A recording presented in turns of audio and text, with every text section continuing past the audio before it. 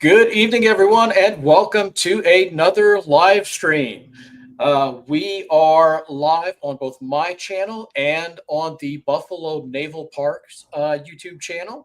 And joining me this week, as you can see, is Shane Stephenson, the curator at the Buffalo Naval Park. Shane, how are you doing, and how was your week? Hi, James. How are you? Great. Excited to be here today. Yeah, the week has been great. Here in Buffalo, we are suffering from a heat dome. You might have those in the Okay. South all the time, but it's been like 83 to 90 like all week, which is a little odd for us. But we're surviving, Yeah. and the season's ramping up at the Naval Park, and we got the holiday coming up this week, Canada Day and July 4th. So we're looking forward to celebrating both of those. Oh, look! Check out this comment here, Shane. Yes. Hey, Matt, how are you? The Matt and the Ronnie Radio Association of Western New York. They have had a space on board our vessel, the USS Little Rock, since 1981, and they're Ham Radio Association, and they reach out to other museum ships around the country and around the world. So they're actually coming on board this weekend, and they engage with our visitors and talk Wonderful. radio stuff. So hi, Matt, and hi everyone else. Thank you. Absolutely. We've got a nice little group here going in the chat. Um, so, Shane, you were here a few months ago, here as in South Louisiana. You came down to check out Kid with Tim and the gang over there at the Kid. And what's been happening since you've got back from your trip here with the museum? What's going on with the Naval Park? Yeah, thank you. That was an amazing trip. It was great to meet you again, for lunch and Absolutely. to engage with you face to face. Yes, that was great. Yeah, and the food, of course, right? I haven't even lost the weight since that time. There you go, wonderful. There we are. Love that. Oh, and look, everyone's listed too. Isn't that great? Yes. So I learned a lot, and again, to increase or decrease our uncertainty of our dry docking, and to try and address as many issues as we can when we begin to go. So right as I got back, the season was beginning and opening. So we shift from winter season into visitor season, and that kind of changes our job descriptions a little bit. And we become much more outward facing.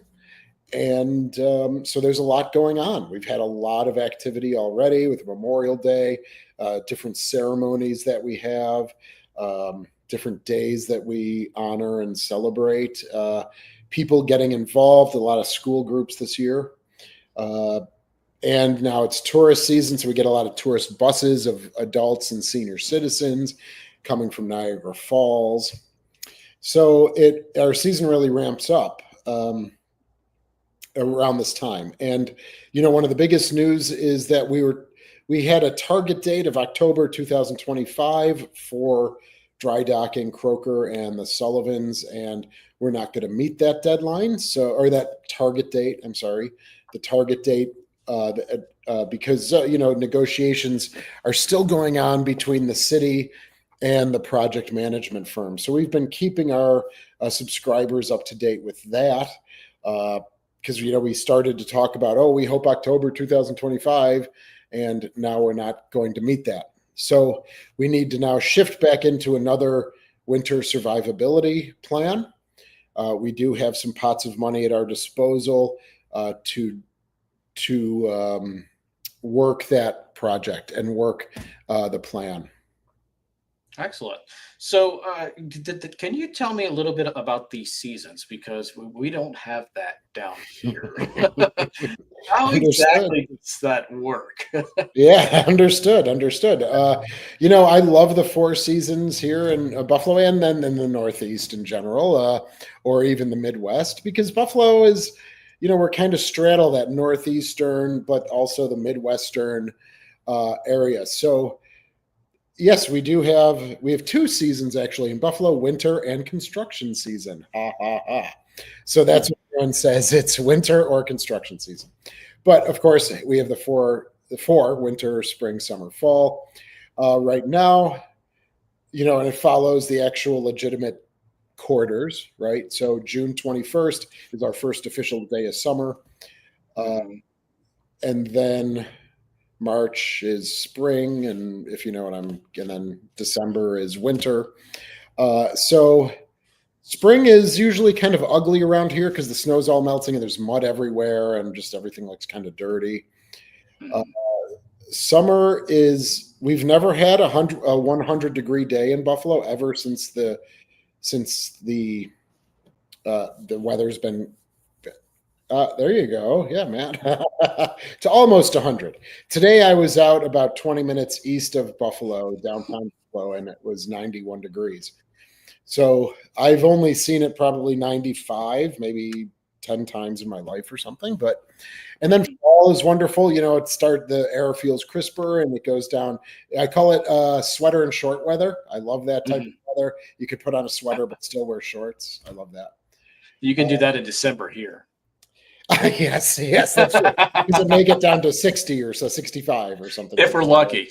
If we're lucky, yes. And then winter. I love winter too. It's nice to have the snow and the season. So we grew up with snow at Right. Christmas time, but I know millions of people have not. So it's an interesting dichotomy. It's in my lifetime, it snowed one time on Christmas Day in Louisiana, and that was in 2004. Wow. So you remember the date? Yes. Yes. uh, that's that's pretty amazing. Given if it's been 40 some years, that you've had Christmases, right? You remember Yes. only one. Yeah, that's interesting. But we see sometimes I think it was two Christmases ago, it was 60 degrees, and so I wore Okay. shorts that day to my event because it's Well, like, wow. how does that work specifically for the museum? Do you guys shut down for a number of months during the winter? We do. We are looking to maybe adjust that a slightly moving forward, and we had a little trial of what we call Blue Nose Winter Tours this year, and so we shut down basically the week of Thanksgiving. Okay. So we open in March. We're open 5 days a week from say March 21st, 22nd, usually that weekend around whatever those dates are, 23rd, 24th, sometime around there. And then we are open 5 days a week until about May 1st. And then,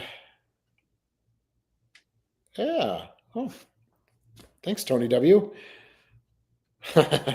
Thank you. Appreciate it. And so the once roughly about May 1st hits, we then go to 7 days a week. Mhm. So we tack on the 2 days that we were closed. We do that through, say, September 30th. Man, you know what? I'm kind of stumped here. I'm trying to think after 7 years of doing this. Then I think in October, we go back down to 5 days a week. And Okay. then come November, we're only open on weekends. And then right around the week of Thanksgiving, like that Sunday prior to the Thursday of Thanksgiving, we then shut down completely. And then we reopen again the March 21st, 22nd, 23rd, sometime around there. What exactly is the reason for shutting down? Is it like snowfall, or what is it? Yes, great question. It's a variety of factors. It's snowfall. It's the fact that ice builds up on the ship itself. Uh, the Uh, sh- the ships are really cold, mhm. right? Fair In certain areas, and but we also understand that people like that too, and people are becoming adventurous. Not that they weren't, but point. there's like an adventure movement, and an experiential movement. over the last 10 or 15 years. So what we decided to do this past year was develop a Blue Nose winter tour. We had 6 different tours. They were all specialized tours. And we sold tickets, and they were like Thursday, Fridays, and Saturdays. So we offered 5 or 6 a week. They were moderately successful for the first season of doing them. I did some research, and I talked to a couple vessels, what they do in the wintertime up north here. And they just say they just throw open the doors and they're open. Right. Okay. So that's kind of where I'm maybe leaning for this coming winter, just opening the doors 2 days a week. We have to lay out mats and things like that on the decks. Yeah. But, sometimes then we can't open that day. Maybe we get a snowstorm or it's really bad. I tell you, it's an amazing thing. And if, we have had a couple blizzards that I've kind of covered on our YouTube channel, but to actually be down walking to my office on the Little Rock on when it is 8 degrees, the wind's blowing, the snow's hitting your face. It's a very interesting experience, and one that I kind of enjoy. It's like that isolating you against the weather sort of thing. But yeah, to have, I think, massive people, Anna has a question for you here. Hi, Anna. Is there a land museum? Yes. Yes, we do. So we have a gift shop, and then we have a restaurant subleases space also from us. So, and that's like a full service restaurant. And then on the second floor, we do have a museum. It's small, maybe, oh boy, don't let me guess, 4,000 square feet or so. But we do put out those area of temporary exhibits. We do have a tent where we can show some films, and things like that. So we do have a museum itself. Ideally, you'd want a museum, especially in the museum ship world, that talks about the ships, and you go through the museum, you learn about the vessels, see the artifacts, learn the story of the ships and the crew, and then as you exit the museum building, there are the ships. Right. And so you already have all of that information and processed in your brain by the time you come out to the ships. We've never done something like that before, and given our current setup, it is difficult to do. Gotcha. So now, go ahead. Yeah, so then just really quickly, we tell the story of the ships on the ships themselves, where other museums pull it off and they restore the ships to a certain, say, interpretive year, but the story itself is in the museum. Right. Now, if memory serves, and you can correct me if I'm wrong, but I think on our very first chat, you described your museum as the largest inland museum in the country. Do I have that right? You do, James. Thank you. Another way of saying that is the largest freshwater, right? We'll never compare with the coasts, right? Right. But yes, in terms of the diversity of artifacts and what people can do at the naval park, we're one of the only naval parks in the country that has a really lovely monument garden that's tended to. So we have beautiful gardens and walkways and monuments that people can see. We have 15 or 16 different monuments that honor African Americans, Irish, Polish, Hispanic, Rust Belt, those who perished in the Iraq-Afghanistan conflict, the global war on terror, Vietnam veterans, the Korean veterans. So it's a really nice, lovely pathway in the summertime and we have benches and, something for PTSD and those that lose their struggle with PTSD after they come back from conflict, called the Battle Within. And so it could be a very nice place to relax and reflect. And absolutely. Yeah. I want to go back to your comment about the freshwater thing. That's actually an advantage for your ships, because I know Kidd has that same luxury as well, being far enough up, up the Mississippi. Kind of helps that your ships aren't sitting in salt water constantly. It does, but we all know, if you've been a fan for a while, we all know what happened to the Sullivans in 22. So they did spend for first off, the Little Rock is just obviously a much bigger vessel with thicker hull. It's basically 1.5 inches. And then when you go to the armor belt, it goes up to 4.5 to 5.5 inches in the armor belt. Also with that, though, is she spent very little time in Philadelphia before we got her. So Little Rock was decommissioned November 22nd, JFK's assassination day of 1976.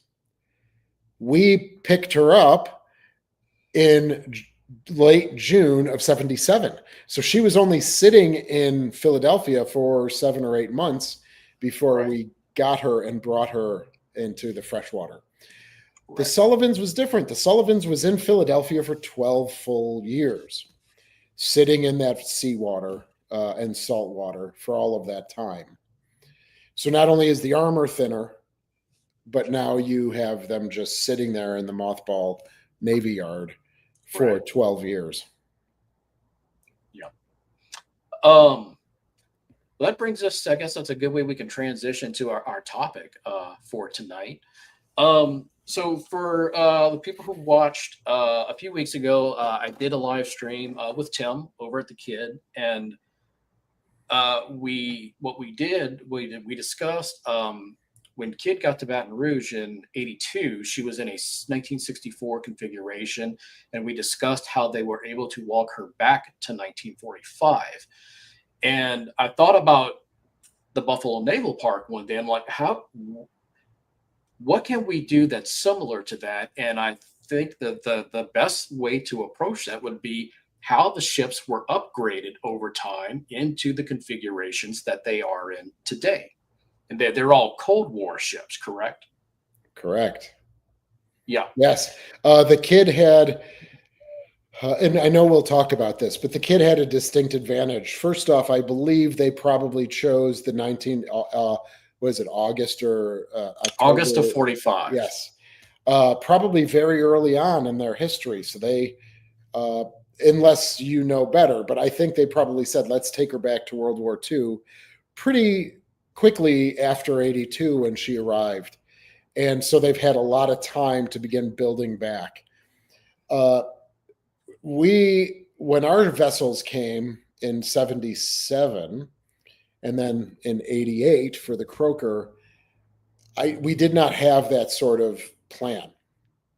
Right. Not that that's bad. So they just were getting equipment that would have been on the ships at some point, but there's no, I sometimes call Sullivans like a Frankenstein, like it's a bunch of different parts kind of put together. We've got the Orlikins here and they've got the Beauforts there, but so trying to work on an interpretive year didn't really happen until I started. And that was really only a couple of years ago when I finally put my foot down and said, you know what, this is the way to do it.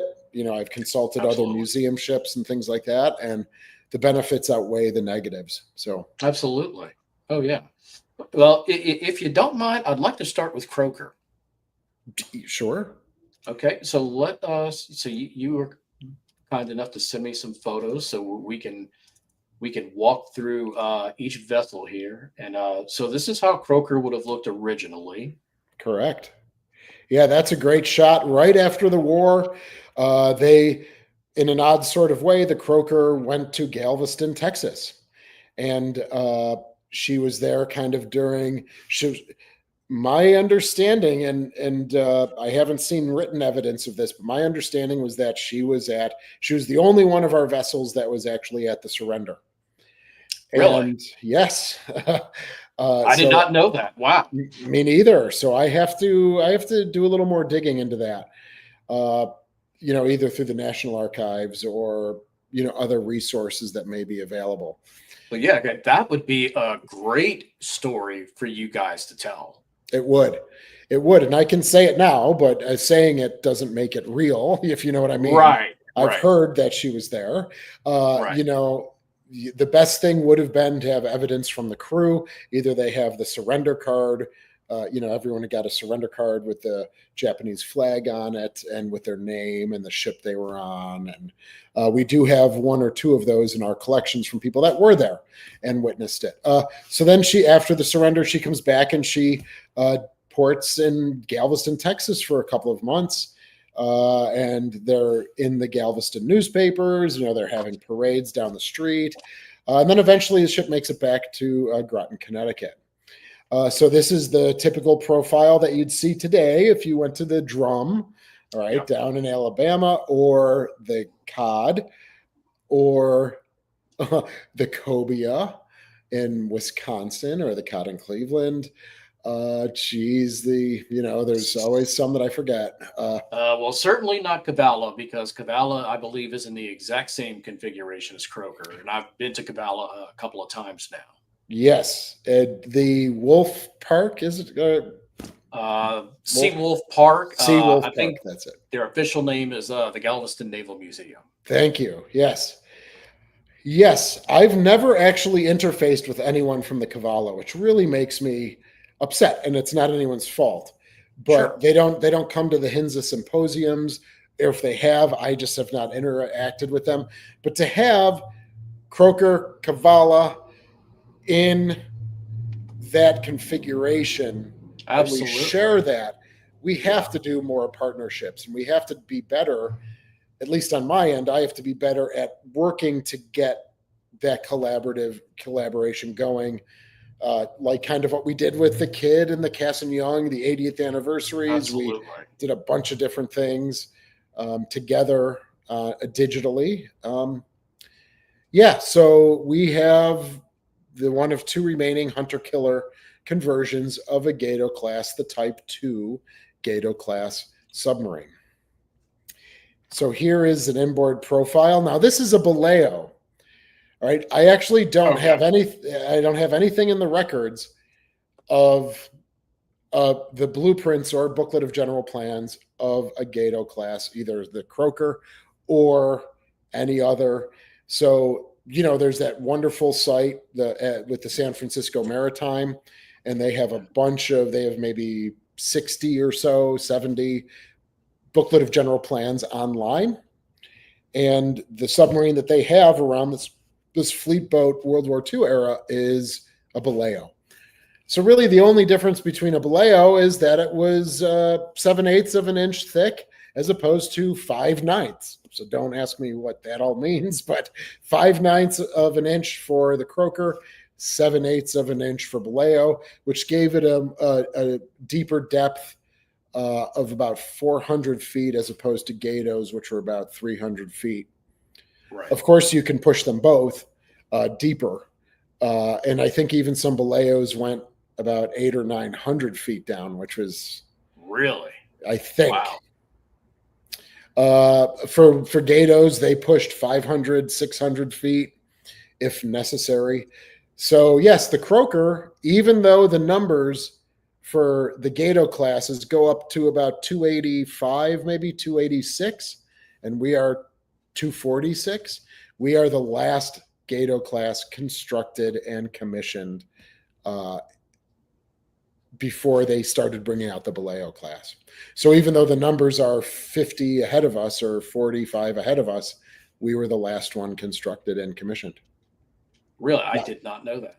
Yeah. And me neither, right? I mean, how do you know that? You just think everything is sequential, right? Well, and you may or you may not know, but I believe that's exactly what happened with Missouri and Wisconsin. Wisconsin Yes. 64, but Missouri was actually the last one to be constructed, if I have that right. I think you're correct too. But that does represent that, a shipyard gets the contract, but they're working on other things. And so, but they assign the numbers, right? So the Wisconsin comes out quicker, but 61 is already dedicated to the Missouri. So yeah, so you get, and that's, that's probably what happened with the Croker, right? So, Okay. Yeah, it's kind of interesting, but the Cobia 245 or 246. They were constructed side by side. So if you go to Wisconsin and you visit the Cobia, they were literally constructed side by side, sisters. And then the Kavala is 244.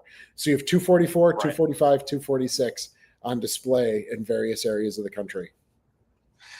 Do you have anything on this graphic you want to elaborate on before we move on? I know. I'm sorry, everyone. They're wide digital images. Well, that's okay. We can do this. You can zoom in. All right, perfect. I think for the Croaker one, I might have one where I do some highlighting.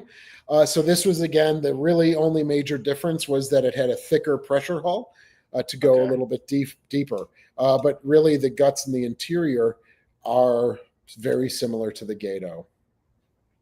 So this is now the 1953 booklet of general plans for Croaker specifically.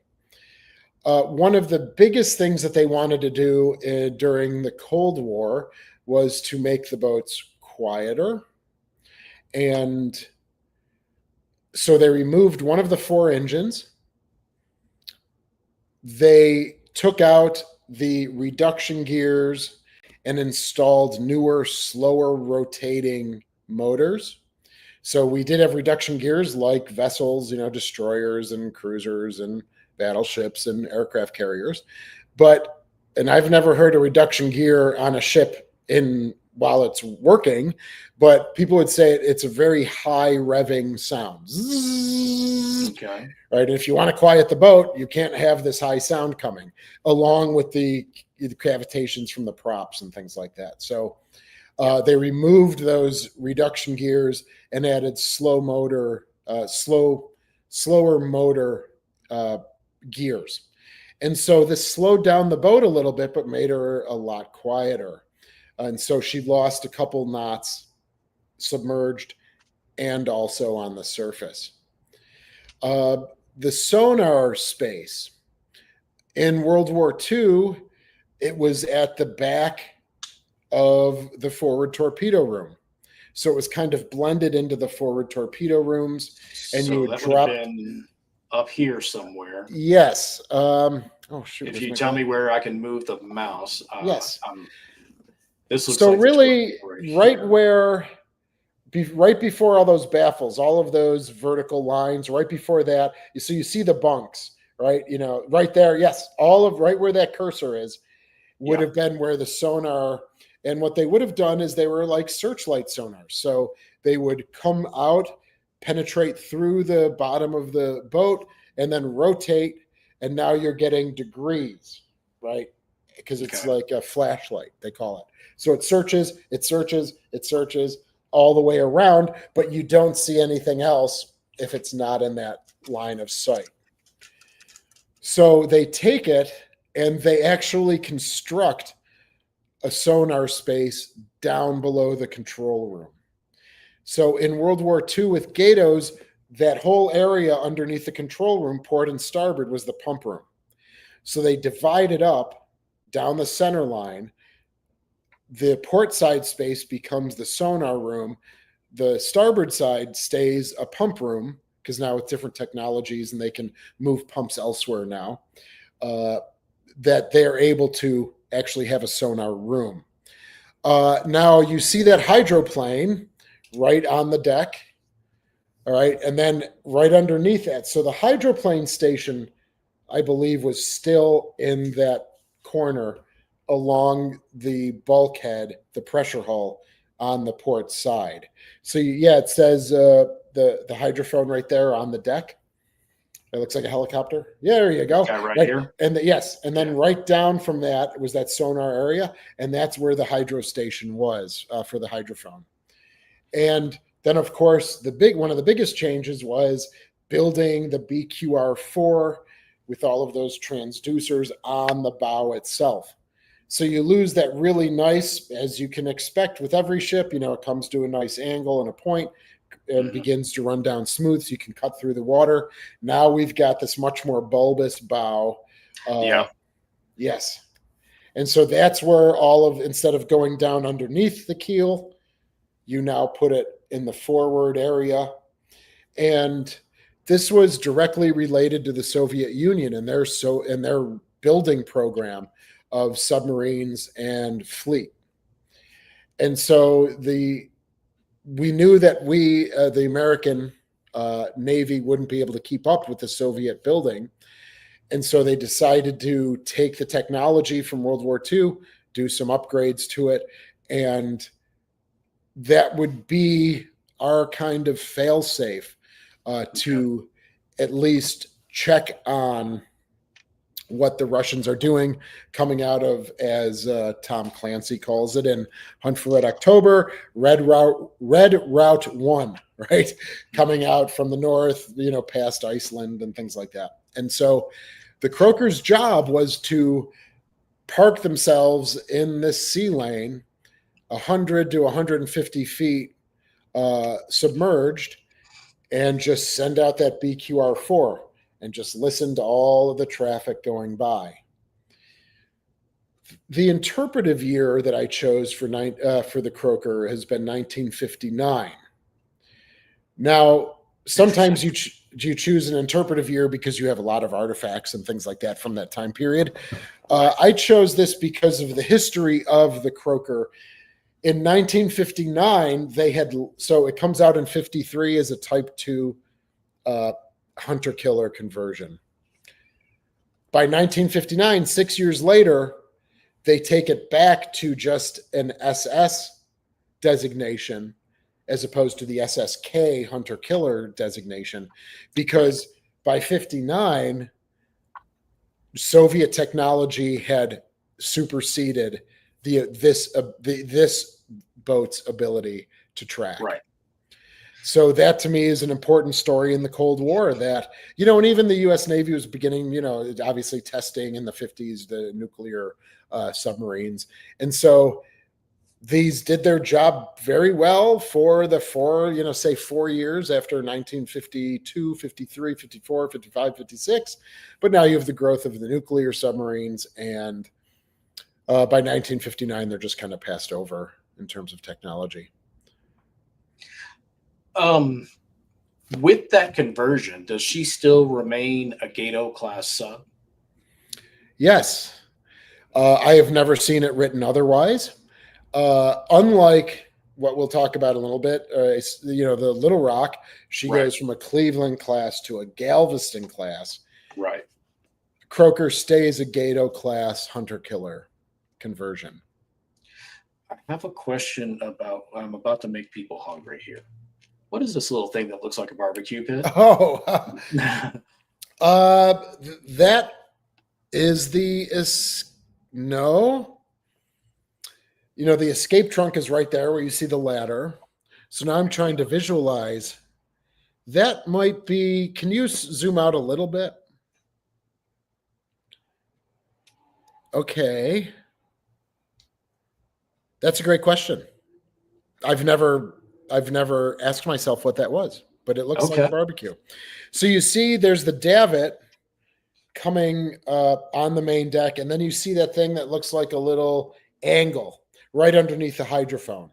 Right here. That's where the submarine, that's where the torpedoes come into the space. Yes, go ahead. No. Go ahead. Please continue. So that is probably an induction valve or some sort of valve on the outside of the pressure hull. Okay. To me, and I don't know where my glasses are right here. Forgive me, I have to move for a second. Oh, you're good. And it doesn't appear to be labeled, does it? No, it doesn't look like it. Torpedo boom. You mentioned the escape hatch a minute ago, and it's always something I've wondered about. I want to say, and I could be wrong, maybe the Tang or a different sub. Oh, well, no, the Tang. It's going down, and I'm sure you probably know the story of the Tang. The people that survived, how does one escape a sub that's going down that's already submerged? That's a great question. I don't know if I can fully answer that, but the Tang, I think, settled in 150 feet of water. I think so. So, and I think the captain, O'Kane, right? I can't remember his first name. He was Mush Morton's XO, and of course that is, the Wahoo, and then the Tang were the top, so he learned to be very aggressive from Mush Morton. And so I think they were able to get out with their use of the Momsen lungs because they were not really that deep. Okay. Good. I've never explored it further. I've read the book Submarine by Edward Beach, where he talks about various famous boats in World War II, and I think that Tang is in there, of course. And I'm sure he describes it, but I read that maybe 5 years ago, so it's like a lifetime ago. Gotcha. But that's my understanding is right. They had a circle back torpedo, and yes, they settled down in 120 or 150 feet of water. They had probably everything sealed already, so all of the compartments were watertight. There was no incursion. Then they were able to go through either the forward or the aft escape trunk, just like it would be laid out and planned. Right? The goal is to get people out. I would imagine that trunk has to be flooded before you can get out of it. Am I right? Yes. Okay. So you seal it. You have 1 or 2 people that can get out, pressurizing with the outside water. And then you can open it back up. Some water pours in. If you've, we don't really use our escape trunks anymore, but if you go to like the COD, that's actually how you enter the submarine, is how the crew entered it. So you walk down into the pressure hull. You go through a little hatch. There's a space, maybe 4 feet, maybe. And then there's a door to a door on the opposite side. And then there's that downward hatch in the ladder. And then the hatch would have been able to be sealed. The guys are in there. They're pressurizing and equalizing the water. And then they can swim out in the hatch. Oh, good. Here we go. Yeah, here we go. This will help us out some. Yes. So as I know, I'm sorry that my editing sucks. you're so I do this. You'll see this on the Little Rock too. Let's start here at the bow. At the bow, yes. Down. Okay, good. So that's just highlighting the BQR4, of course, with all those transducers around the bow. The horizontal rectangle is that because the transducer, the BQR4, was so large that they actually lost their top 2 torpedo tubes from a traditional Gato class. So Gatos have 6 tubes, 2 stacks of 3, and then 4 in the back, because this transducer was so large that they had to, the torpedoes would have fired into the transducers for the sonar. So they just removed those totally, and that's what that horizontal rectangle is. As I mentioned, going aft, then that is, you see the hydrophone, the sonar space, and then I have the arrow that points down to where in 1953 the sonar room was actually built from the divided pump room. Of course, with all the antennas on the top, the sail is totally different. Right. The updated air search radars give them a better understanding of the air threats that are around. And also then in 53, we developed and used the snorkel technology that the Nazis and the Germans were using in World War II. So we were able to run the engines underwater and have the snorkel pumping out the exhaust from the diesels.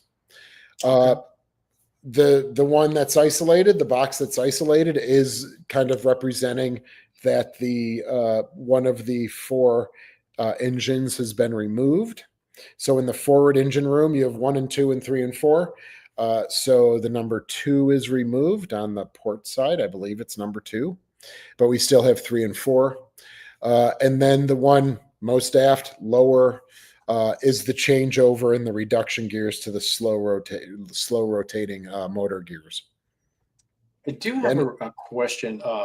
Internally, how was she changed at all, or did she mostly remain unchanged internally? With these that I don't highlight from here? So I guess let me rephrase this. So like Because all of this is internal. okay. Well, I guess what I'm wondering is like if I do the tour for Croker, how different would it be from say the drum, assuming the drum is still in original configuration? Yes, they would be closely aligned except for these major changes. I got you. Okay.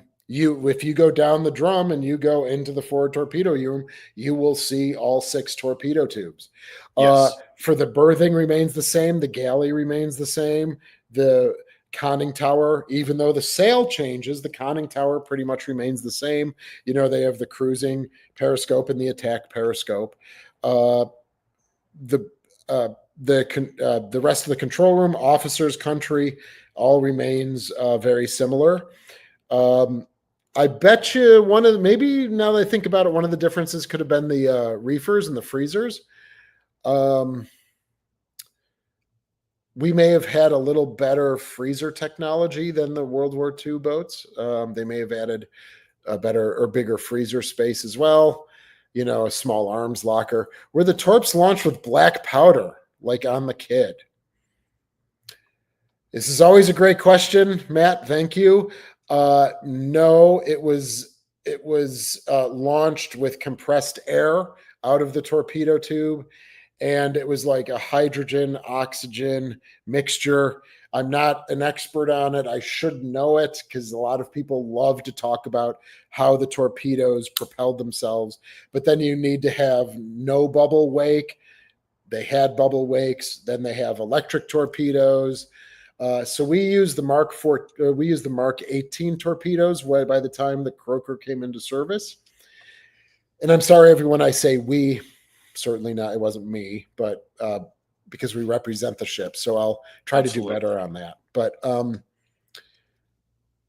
so yeah, there's mechanical engineers that know a hell of a lot more about it than I do. But no, to actually fire them, it was compressed air that was pushed into the tube and then launched out that way. If that's helpful. So this I believe is how she looks now, correct? Yes. Yeah. And I love that photo. They're in Malta, pulling into the port of Malta in the Mediterranean.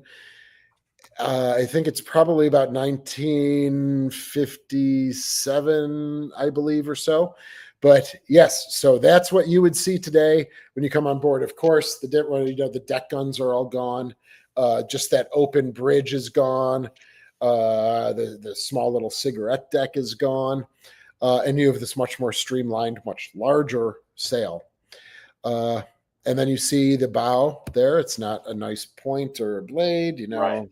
That you'd see bulbous. traditionally.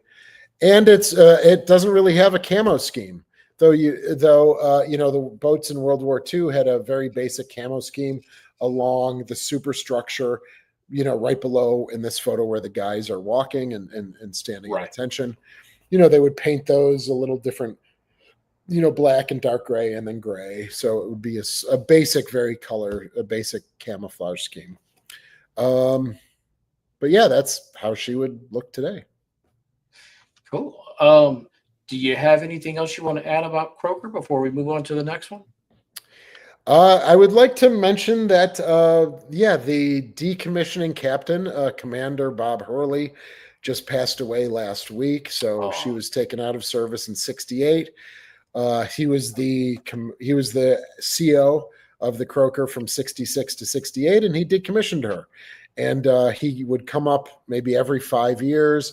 He shared a bunch of different stories, and he touched a lot of people's lives as a CO does. And if you have a CO that cares about the crew and works to the benefit of the crew, there's a lot of sad faces, over the last week that we've heard about. So, as these guys begin to pass away, it becomes doubly important to try and capture their stories and then be able to share that with the public.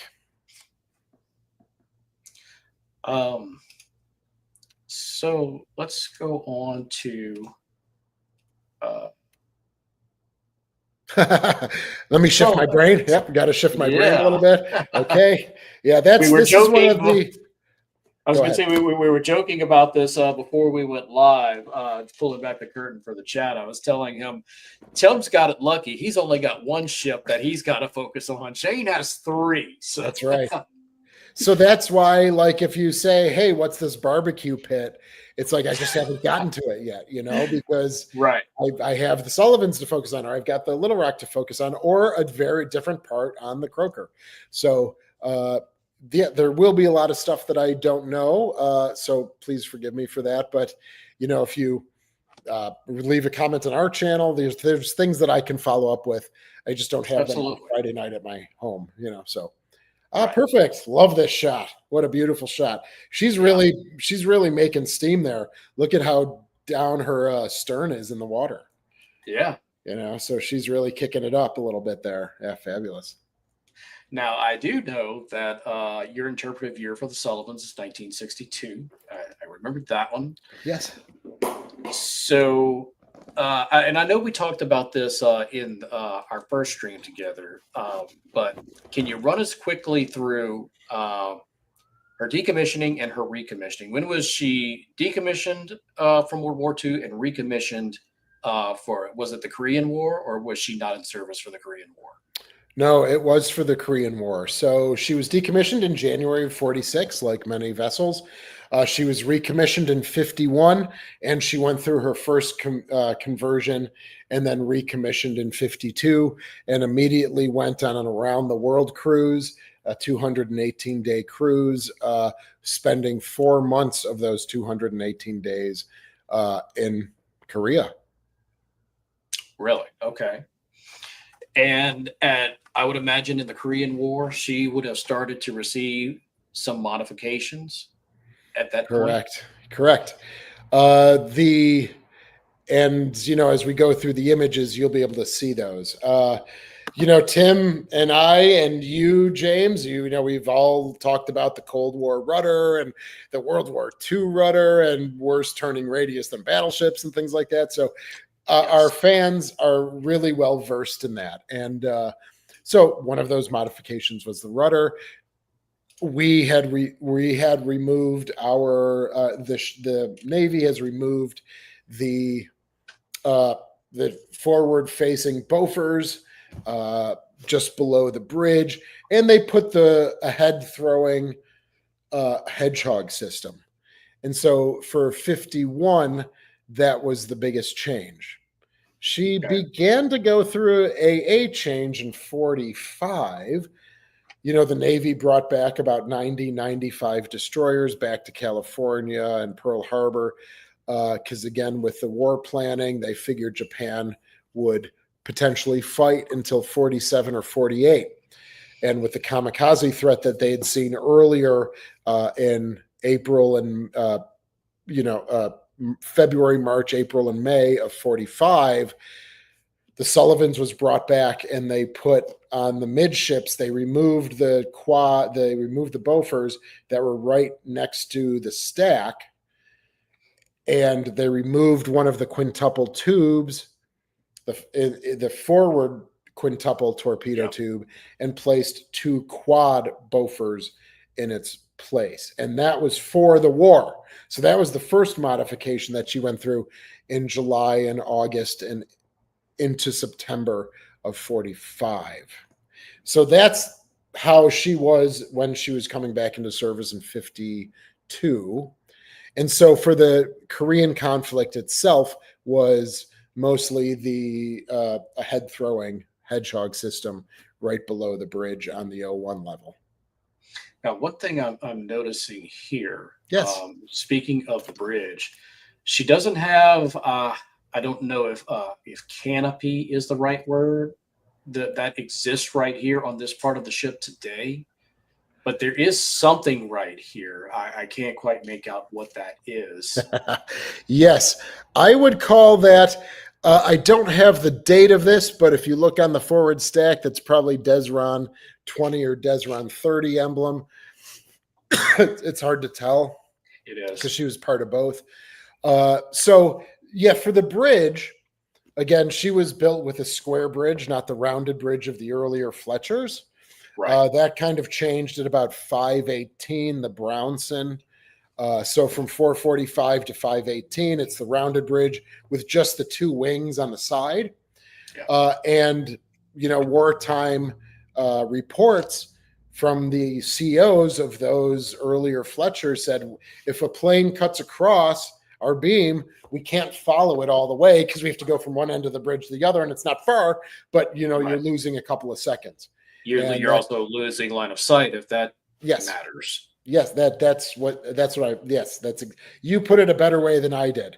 That you're losing the sight of that. So they built the square bridge and they extended it out, and it's more like almost like a parallelogram if you kind of just look at the top. So it curves around.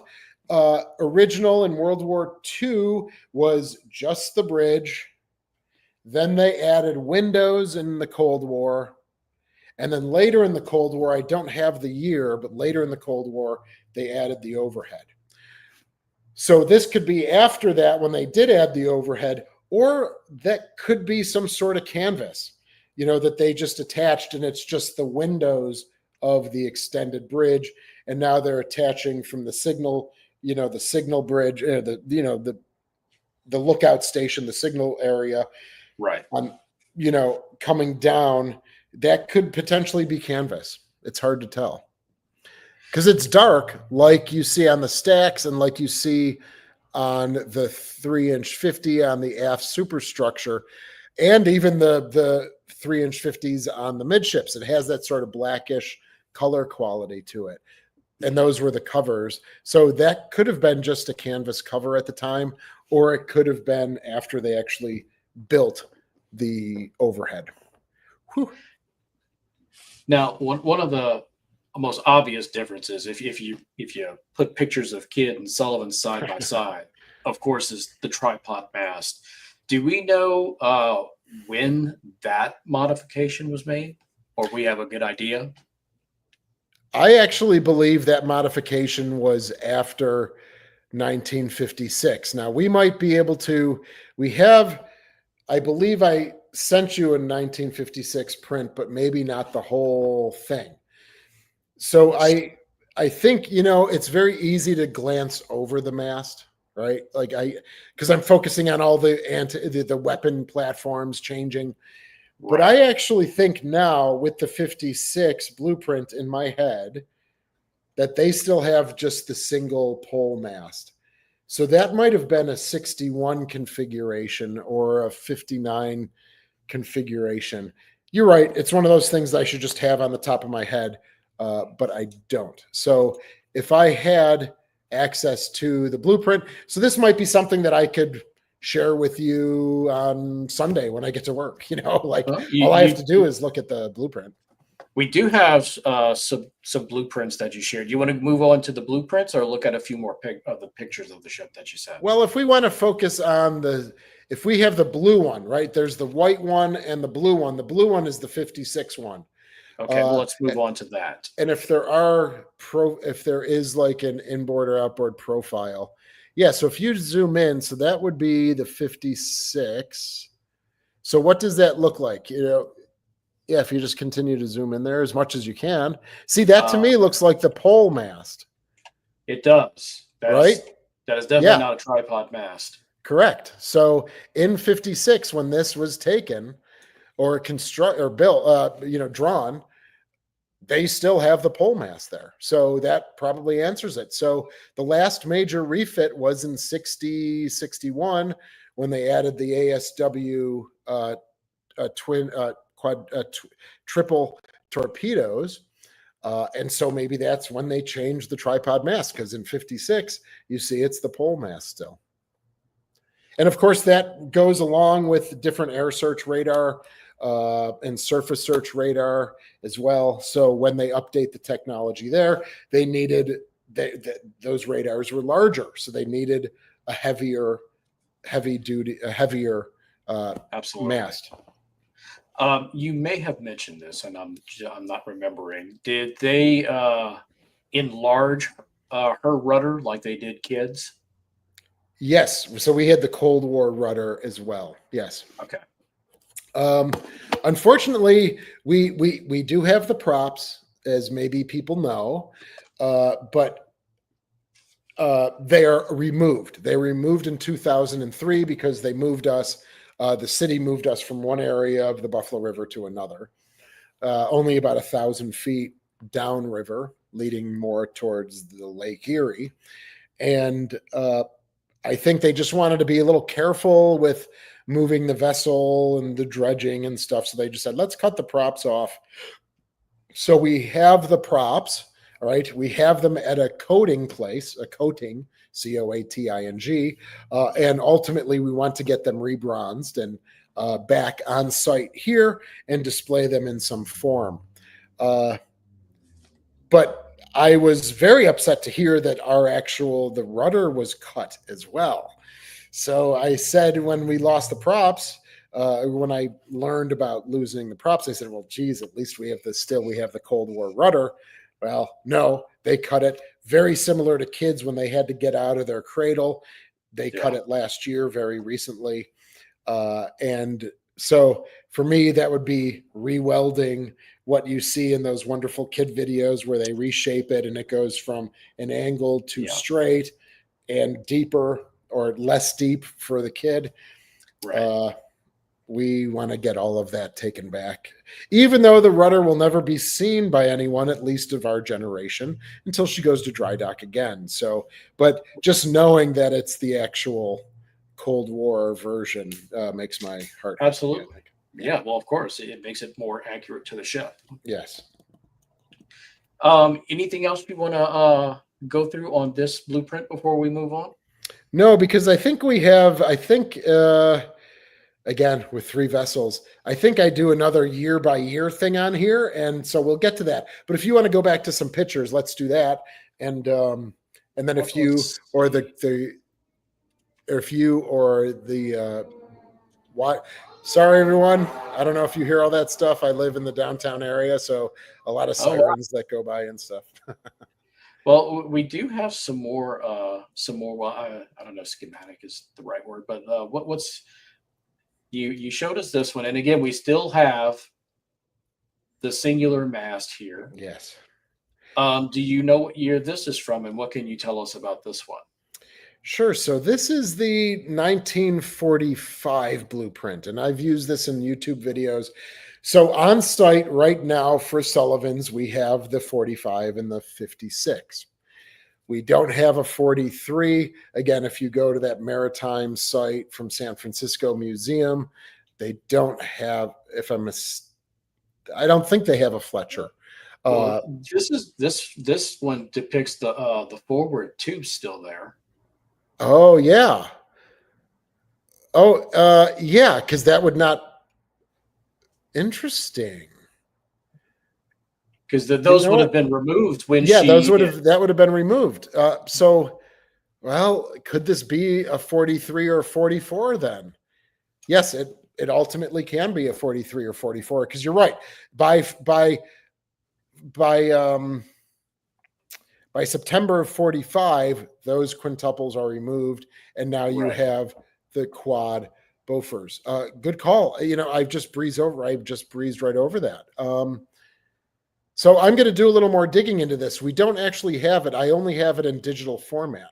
So I'm going to review that. It might be a 44 or 43 even, but some of these other changes to it. Well, I just don't think it's like when it came right out. Do you know specifically when in 45 the forward tubes were removed? Well, it would have been in her August refit. So after she was at Okinawa in May of 45, she comes back to an atoll in June 2nd of 45. They have a little R&R until June 20th. And then they're on their way to Pearl Harbor and then on their way back to San Francisco and Mare Island, probably landing in June or July, whatever, 14th or something. and then they immediately begin to go through a refit. Right. So mid July to August into September is that refit with the quads. So we know this is a 56 because we actually have the stamp, on the side on the frontispiece, or the actual, not on this one, but like when you go to the cover of the booklet of general plans, it says 1956. Oh, okay. I swear this said 45 though, but I'm going to double check because it could be early 45 before the changes. This could have been the pre-plan, the basic one before they made the changes. Because obviously that those forward tubes would not be there. But if you zoom in a little bit, you still have the practice loader. Okay. I'm trying to look for evidence. I'm trying to look for evidence of other things to say if it's 45. Yeah, so she still has her Bofors next to the aft stack right there. How are the K-gun situations looking? I don't. They don't really show them right there. That's where the K-guns would be, right where your hands are, But I'm not seeing anything too much right on the main deck there. Okay. Oh, well, this is an inboard profile too. So it's showing the interior of the spaces as opposed to what's outside on the deck. But yeah, thank you. Yeah, I mean, I look at this so much and I just say it's 1945, and I don't even, obviously, I don't even really notice too much. But I'll do some more digging, and like it was with the pole mast, this shouldn't take too long to actually get if there's more specifics about the 45, when in 45, or if it's even a 44 or 43. So we've got one more schematic. This one here. Yes. Yes. Let's start forward again. Yes. Well, let's zoom out for a quick second, James, because the color scheme shows the years of change. Oh, right? Yes, correct. So I know it looks bad, but it's 1945, 51, 54, 61, as best as I can do it. There's obviously yearly gaps in there, right? So we should probably go in order of year. If possible, yes. Okay. So you want to start at midship or at the stern with 45? Yeah, 45. We've talked about a little bit. That quad gets the quintuple torpedo tube gets up. Okay, stern. So they had the tub like the kid has with three single 20 millimeters. Mm-hmm. They now go to two twins. So they remove, they gain one extra barrel with one less mount, right? So her original configuration had 7 single 20 millimeters, 3 on the back, 2 on starboard and port. She then goes to 1, 2, 3, 4, 6 twins. So you're gaining more barrels with less mounts and less space. And so it's 2 and 2 on the back. So that's the 1945. So that's what the green square there is. The green squares here represent. Now, see, here you've got the forward tubes in your square here. Yes. So 45. So those get removed. The Bofors, which are just aft, the right in front of the stack there, they're actually facing aft based on this drawing. Those get removed, and then those get placed where the quintuple torpedo tube is. Down below, the green, is right here, is again highlighting the Bofors as well. So those are the major changes in 45 during that July or August refit when she comes back. So then we move on to, what is it, 51. 1951, and we just have over here by the bridge. I'm trying to learn the right term. I believe Tim says this is the flying bridge. Okay, it's lower. That's not the red square, but here. Yes, yes. The bridge, the flying bridge above it, the bridge wings. Yeah, it's all pretty vernacular, but I just say bridge area, lookout station. In Canada and Canadian ships, the bridge is actually like outside, right? Like the pilot Okay. house, the pilot house is the thing. So we sometimes in America say the bridge and the pilot house are very similar, like they're interchangeable. Mhm. But yeah, probably the bridge is the outside part. The pilot house is the part where the actual helm is. So you'll see in that red box, that's the 51 when she's getting ready to come back for Korea. You see those those represent the twin Bofors. Those get removed, and in their place is the head throwing Hedgehog system, the Hedgehogs. 7.2 millimeters. So next we've got 1954. We've got this small section here by the forward funnel. Yes, because now that's like a negative space, right? Like it's showing that it's changed, but it's not showing what the change was. So that is the whole Mark 63 lookout system, because now in 54, you're adding the 3-inch 50s. So you're taking away the Bofer on the aft superstructure, you're taking away the 2 quads midship, and that changes the needs of the lookouts. And so they built this rather, which we have today, this rather large lookout, big eyes system to help control gunfire control for the 2 twin 3-inch 50s that now are in its place where the green box would be in this photograph. So I'm showing that something that was built there, a large structure that's not in this photograph. Okay. And over here, this is a 53 and 54, correct? Mount 53 and 54. Yes, correct. Okay. So it shows the Bofors, right, on the aft superstructure that I was just mentioning. Those get removed. You have the 3-inch 50 up there as well. And then, of course, probably the biggest thing is the removal of Mount 53 to make space for gunfire control for, again, the 3-inch 50s. So now we have a new gun director that gets placed up there, and that sends the information down through the aft deck house, which then can help control this aft 3-inch 50. Okay. Yeah, So, signal bridge as well. I mentioned the signal bridge earlier, where the yep. guys are outside, things like that by the gun director. So the Mark 56 gun director goes there, and that again is electronic control and gunfire control for the 3-inch 50s. Now that brings us to the stuff in white, which is 1961. Is the X, I'm curious, is the X's denoting that the depth charge racks were removed? Yes, the 3 aft are the K guns. Those get removed. Then the X's just a little forward of that represent the 20 millimeters. Then our last quintuple torpedo tube goes away right there. Yep, right there where the blast shield is. That yep. And Tim has that wonderful blast shield now that they've worked on a few years ago.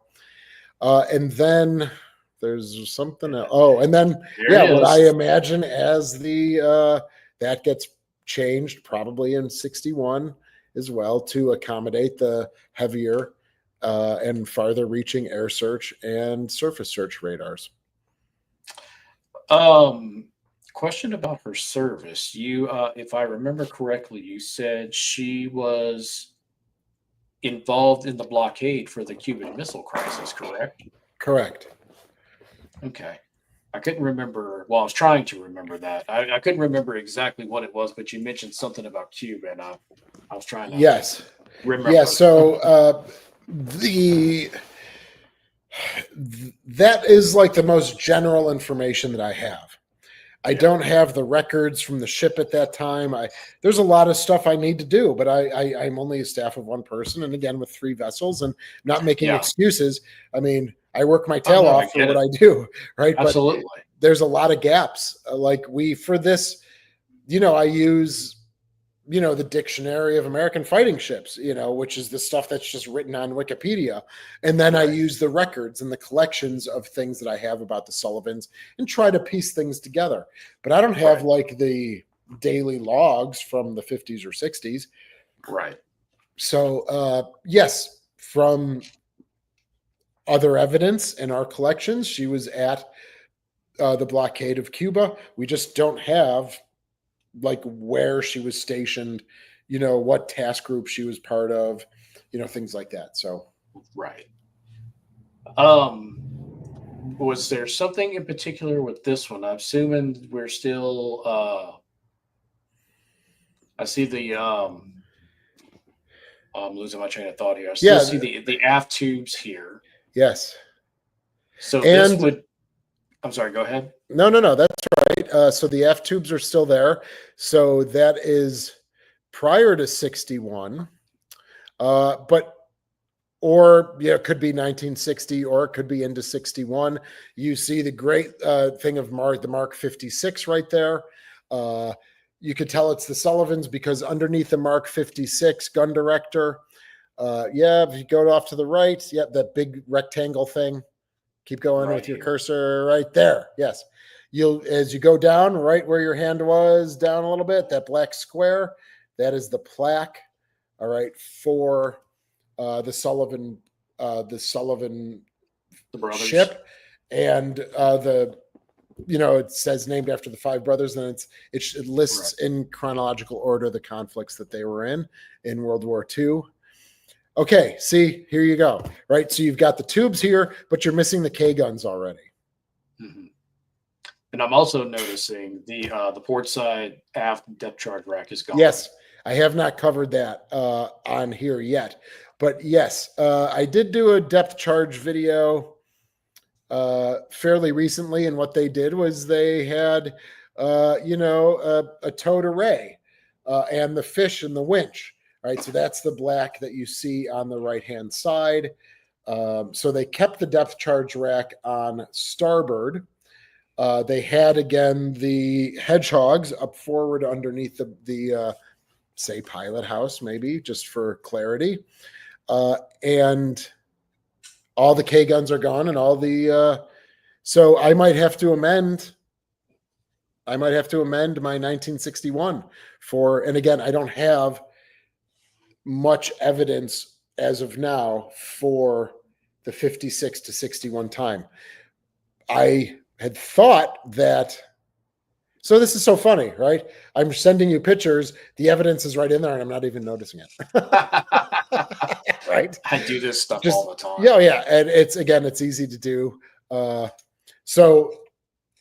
I know in 61 they added the Mark 32s. I'm trying to keep all the marks right. The Mark 32s triple torpedoes.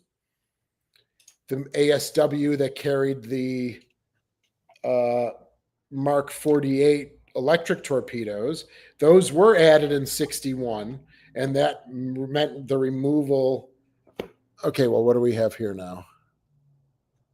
This is a great photo, by the way. It is. I think it's labeled during, on the back, I think it's labeled during the Cuban Missile Crisis. It looks like a more updated photo. And again, is it 53? 53 is gone. Yes, 53 is gone. Looks like the tubes are still there. Okay, so that means, again, that it probably cannot be the Cuban Missile Crisis. So it might be 1958, 1959.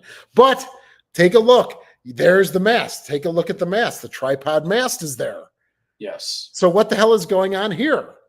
And the canopy that I mentioned earlier is here. Yes. And so that might be the actual overhead, because they constructed a thin metal overhead. Oh, James, this isn't glass, is it? Is it like a screen? No, they're glass. They're glass. Yeah, we have glass. Yes. Okay. Maybe today it's plexiglass, but again, when they built it was open in World War. It was an extended bridge, but it was open in World War II. For Korea, I believe they add the windows, but not an overhead. So they probably, maybe in that other picture, they put some canvas up there, maybe. And then they built a really thin sheet metal overhead sometime after Korea. Okay. So this is great. I mean, really, you guys are learning along with me here, because what we see is the tripod mast. but we also see the earlier version of the quintuple torpedo tubes and not the Mark 32 triple ASW torpedo tubes, which, based on my knowledge, came out in 61. Is this the, I guess, rack for the hedgehogs right here? Yes, This that would box. be one of the ready service lockers for the hedgehogs. Okay. How did that system work exactly? Do you know? I do. So one of the issues with World War II destroyers was that the sonar spaces were up forward, but all the depth charges were in the back. So your analysis could be 200 feet off, right? Based on what you're seeing in the forward compartments in the sonar spaces with what's going on behind you, and then even 100 or 150 feet behind that. So with the development of the hedgehogs, they were, I keep saying a head throwing, and that's what they were. So they were much more in line with the sonar spaces, and they would launch, they were little like projectiles, and they would be launched off of this rack with 24 stations on it. And you could launch them forward of you and off to the starboard and port. And you could actually put designs in there, like a basic figure eight or an ellipse or a perfect oval. And they would only detonate if they hit the submarine or some object underneath the surface. So unlike the depth charges that you're rolling, the ash cans that you're rolling off the back, or even the K guns launching off the sides, those would go off no matter what, whether or not you have hit the enemy or not. These would only, they're contact fuses. So if they made contact, they exploded. Yes, it has to hit something. And so now that gives you much more precision, and it's much more aligned with the sonar space that that is tracking the submarine. Okay. So that was kind of an upgrade. You know, we're releasing a video. We did one with the Haida, and we're releasing it on Canada Day on Tuesday. They have a wonderful squid system, which was also a British design, just like these hedgehogs were British designs. So their squid system is in the back. I love this.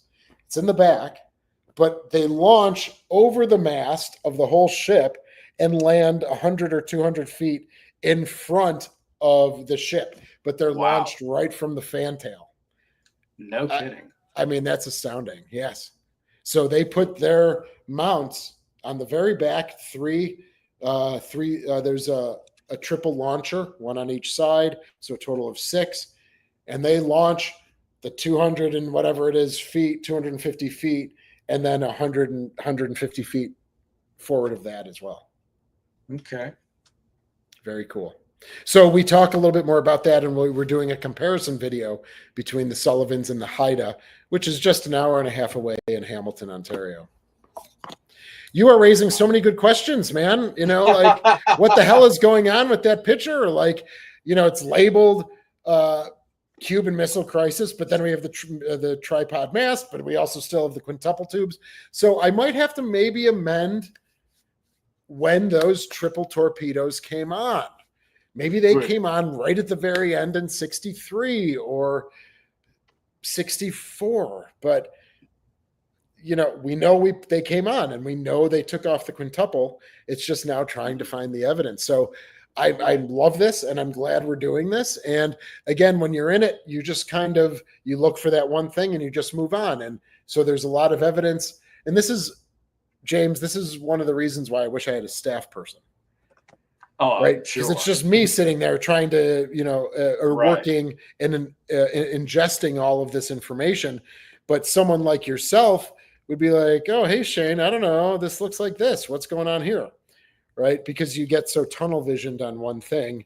It's just hard to see everything all at once. And I'm not making excuses. It's fine. We all I get it. mess up, you know, but it's, wow, that picture has now become such an important thing for me because you're pointing out all these things that I just didn't see. I've learned. Actually, I can thank this one right here Yes. for having to learn how to tell the difference between sister ships. So I'm like, I gotta analyze, and that's I look at a photo, I'm like, okay, this was different and that was different, but then I've got this photo here. That's one of the things that one of the few things that my brain actually computes. No, I get it. I mean, it's I would love to invite. You know what I always said? I'd love to have a shadow day, and I would love to bring a lot of our fans, on board for one day, and they work with me as I just kind of run through a day. And I think that would be very eye-opening and enjoyable maybe for people. It's kind of like a shadow day or something because, just the amount of touches that you have throughout the day, whether it's a phone call or an email or in person, and then you're just trying to study and learn stuff still, it's a thrilling and exciting workplace. And I would love to have other people experience that as well. Oh yeah, for sure. Do you have anything else about Sullivans before we move on? I have to blow up my whole timeline. No, I mean, unless there's questions, that people have been asking that I just haven't seen. No. So again, I have a lot of gaps. This is a great, this makes me readjust my, not preconception, but first level conception of what I've developed based on the Alan Raven book, Anatomy of the Ship, Norman Friedman's Destroyers book. So I've read all of those, and that's how I try to incorporate then with the visual evidence. And if a picture's not labeled appropriately, that you can see how it just throws everything right off. Absolutely. Yeah, interesting. So okay. Yeah. So I was saving Little Rock for last because I have the feeling that this one was going to be way different because, I mean, she is, in fact, extremely unique because, as far as I know, she's the only ship that she can say is the last survivor of two different class of ships. Yes, I haven't done research on that, but yes, typically in general, she's the last Cleveland-S Galveston. Yes. Yeah, so she had to be extremely modified to go from one class to another. Correct. And you'll see, and people will see some of that. Yeah, well, we're gonna go through all your schematics before we look at the pictures. And okay. So let's start right here. This is the first one you have up. Yes. So this, unfortunately, we don't have in our collections we don't have the Little Rock's 45 plans. Okay. Right. I have a 1947 blueprint, and I believe I send you a couple images of that, but it's not digitized. So I actually have to unroll and then take a photo of the space that I'm interested in.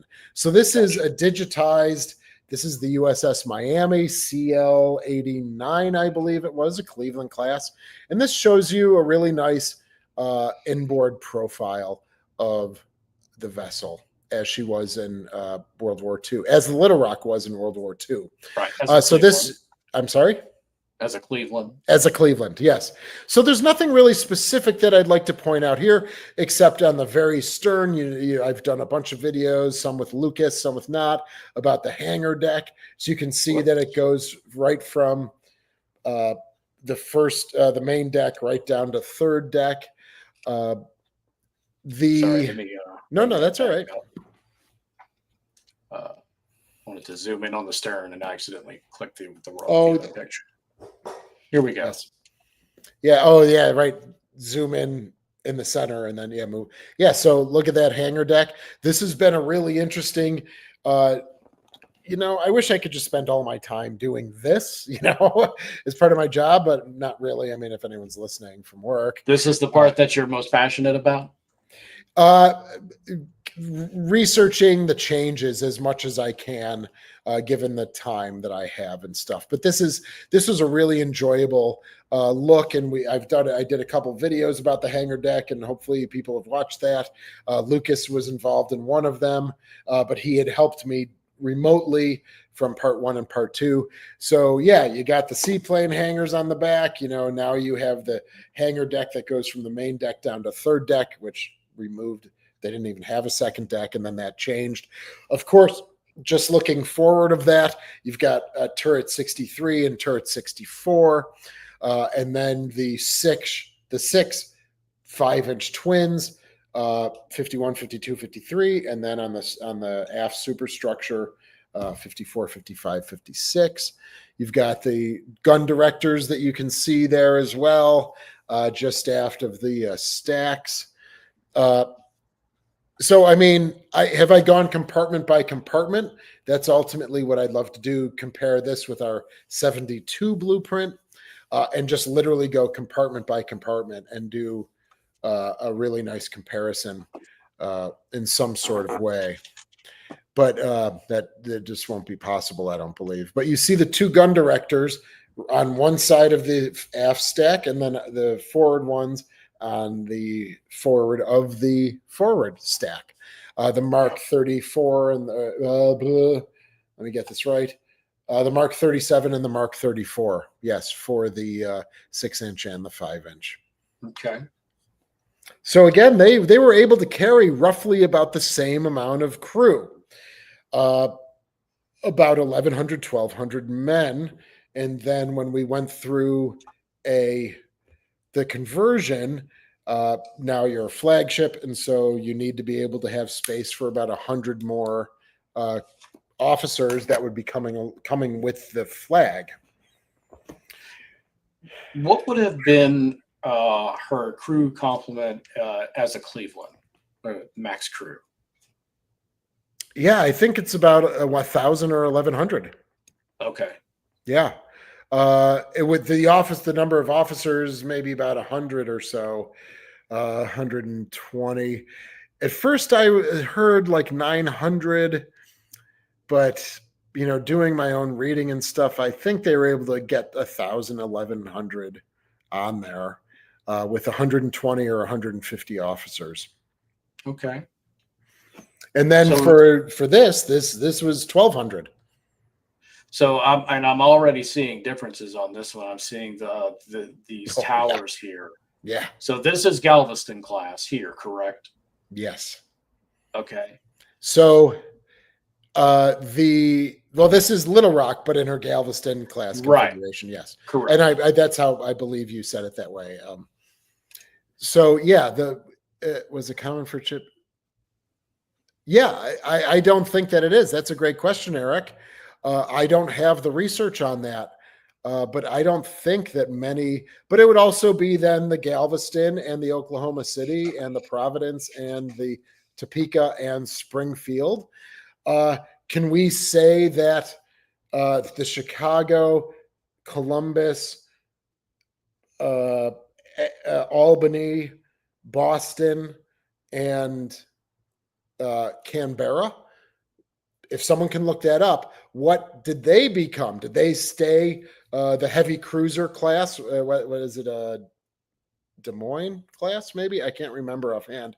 But for the heavy cruisers that were also converted into Terrier, like Albany, if you look up Albany CG-10 or Chicago or Columbus, if someone wants to look that up and put that there, did they remain their heavy cruiser, or did they actually get a new class as well?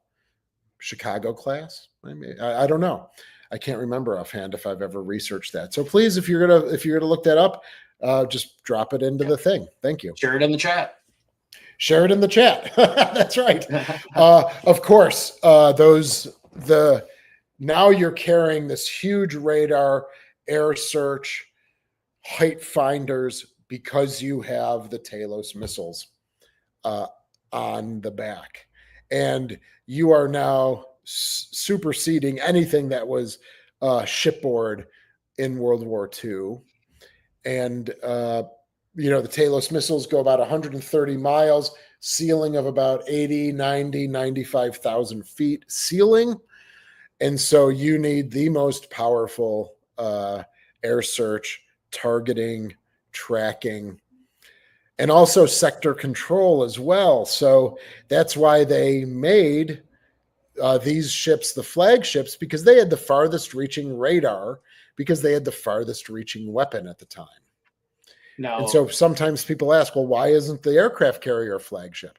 Because we had better radar than the aircraft carriers. And so we were able to have sector control, monitoring a very wide berth of about 400 miles. And that was just very vernacularly, that was the farthest reaching radar. And so that became for the admiral on board, the most necessary.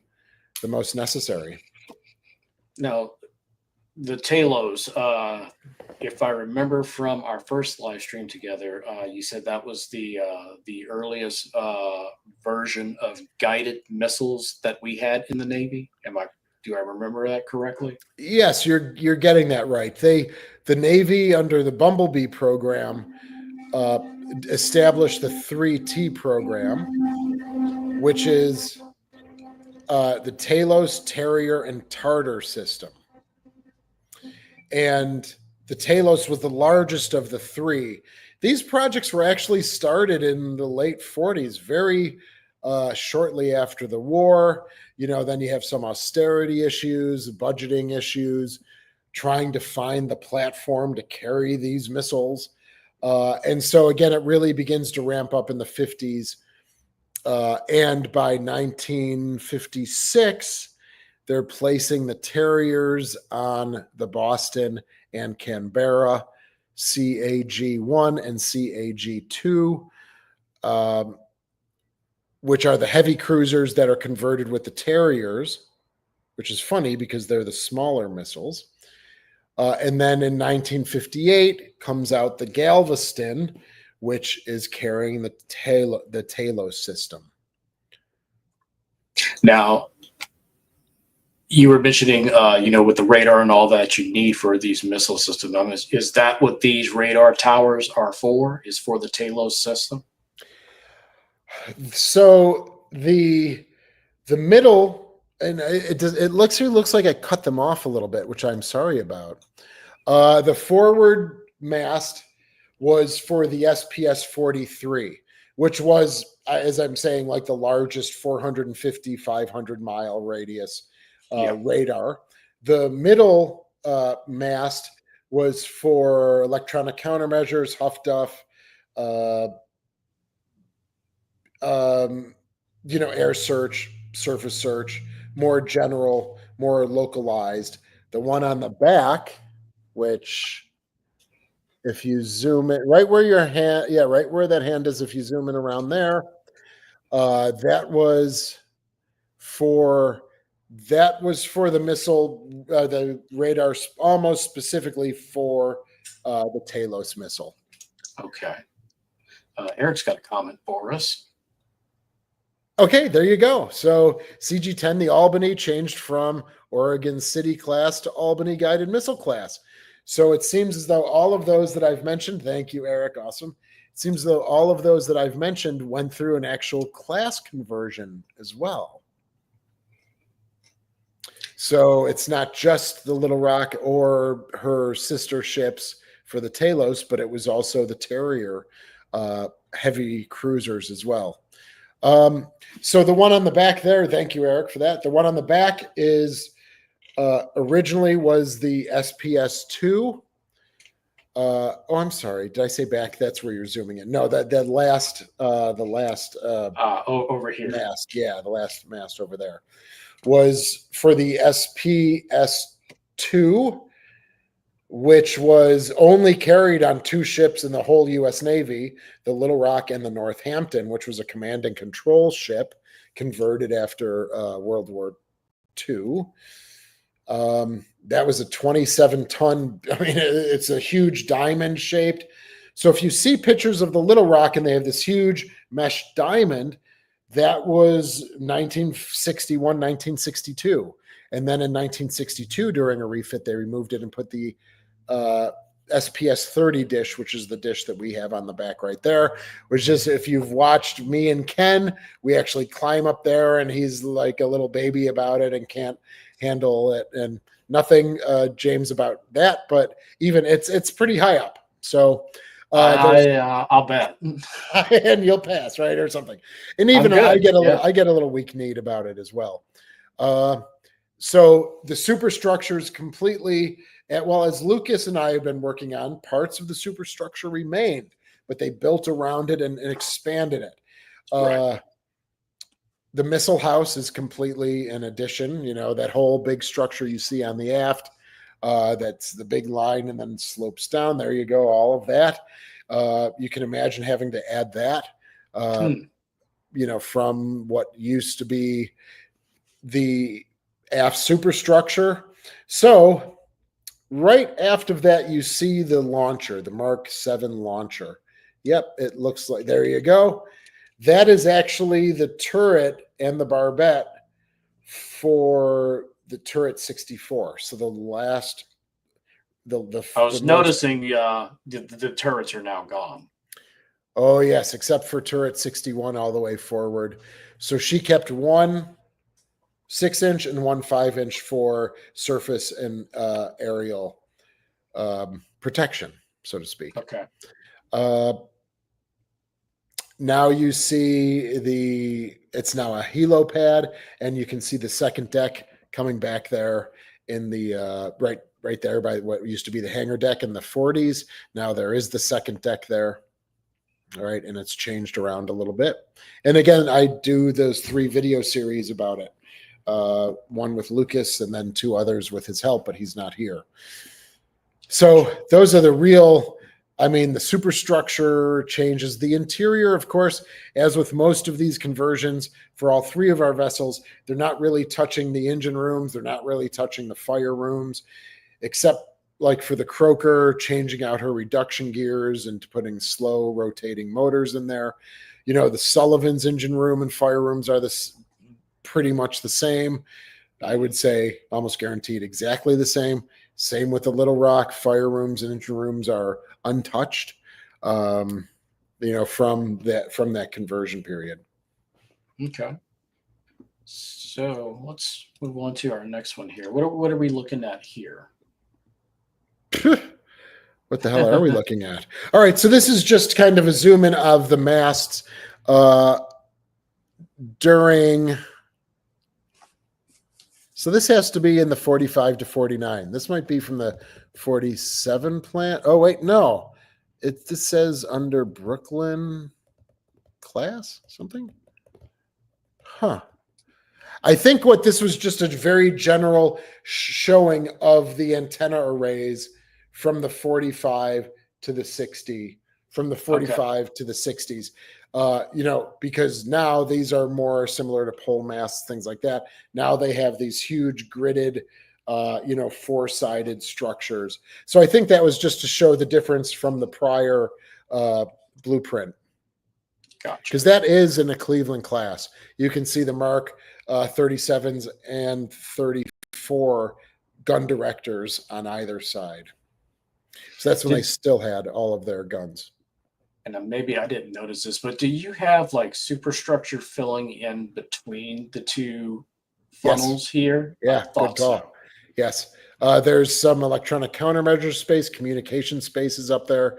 And so when people come on the tour, they walk up to the 04 level, which is the observation deck outside, and you actually walk outside in between the stacks and head aft. Okay. Before a visitor goes back inside. Let's see what else we have. Oh, okay. And then here, boom, here's the now our configuration right now. So you'll see the SPS 43, you see the Huff Duff on the, you know, the SPS 43 is on the forward mast. The Huff Duff electronic countermeasures are on the middle, and then the SPS 30 on the aft.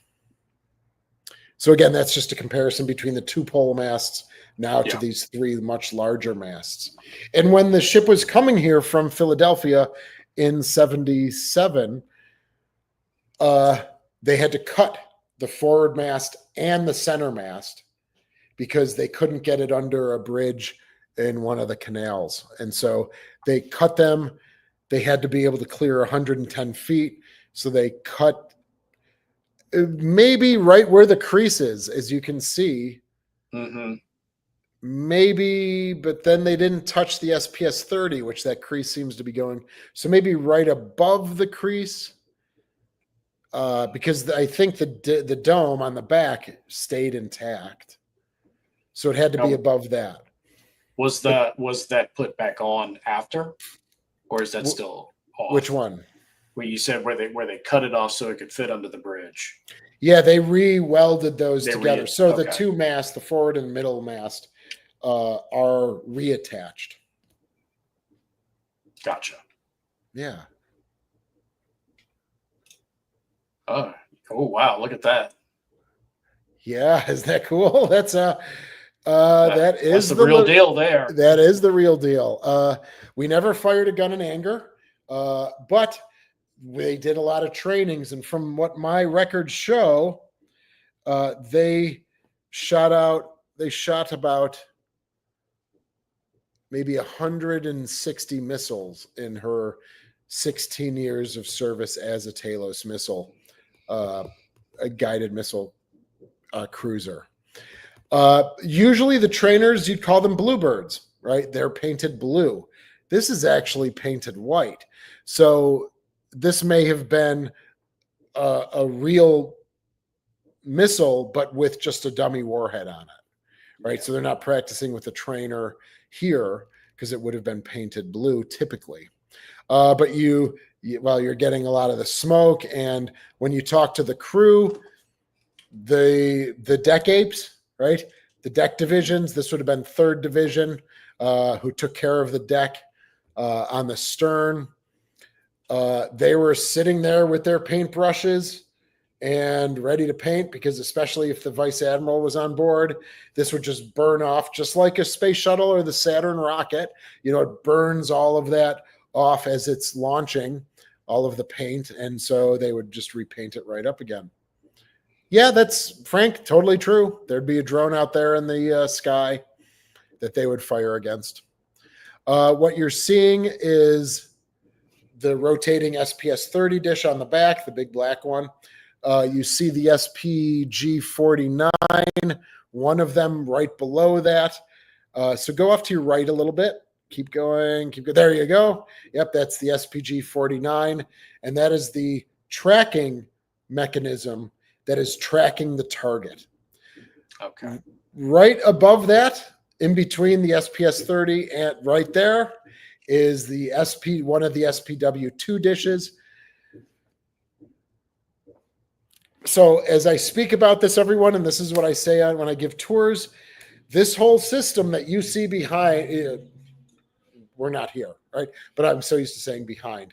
This whole system that you see here, and a lot of it's covered up by smoke, was state of the art in 1960, but it is actually less digital, less computational power than your cell phone, which is an amazing thing, seeing as how there needed to be 300 and 400 guys that were part of this fire control system.